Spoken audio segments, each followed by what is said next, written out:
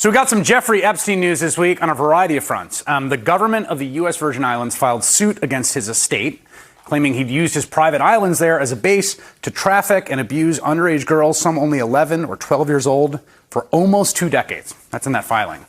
Now, Jeffrey Epstein, as you know, is dead. He died in federal prison in New York last August while he was awaiting trial on sex trafficking charges. But the truth about what he did, I hope fervently, is going to come out eventually. And as for his death, it's, well, you've probably noticed, become something of a fixation for people in certain quarters who are just adamant that Epstein did not commit suicide as the federal government said he did. The phrase Epstein didn't kill himself became a viral meme in the months after his death.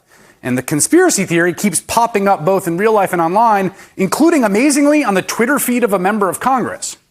And it's gotten a boost from some legitimately disturbing facts about what actually did happen to him inside that prison. Epstein was taken off suicide watch in the days before his death, despite a previous suicide attempt. There are reports that video footage from outside his jail cell is missing or unusable. What I find particularly strange and remarkable about this conspiracy theory that he was murdered is that it has become a right-wing conspiracy theory, despite the conditions of Epstein's death. Remember, he was in a federal prison when he died, a prison that's run by the Justice Department, which is overseen by Attorney General William Barr, who answers to Donald Trump. That's who had custody of Epstein when he was taken off suicide watch, who was in charge when the guards didn't check on him and when the camera footage went missing. It was all on William Barr's watch. Also, Trump was friends with Epstein for years.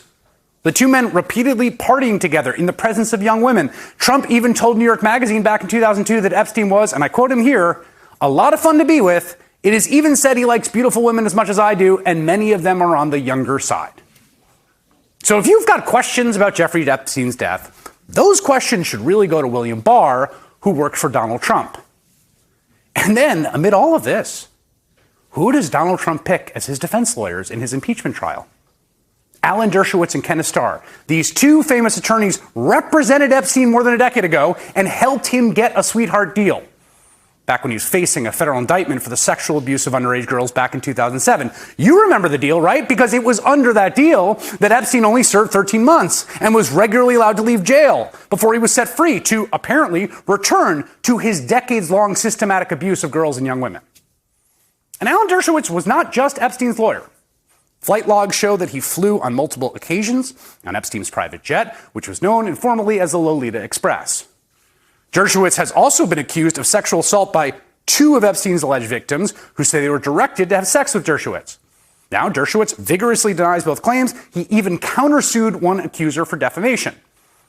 And as for Kenneth Starr, well, he was removed as president of Baylor University in 2016 after a scathing report found that on his watch, Baylor effectively ignored accusations of sexual assault against the university's football players.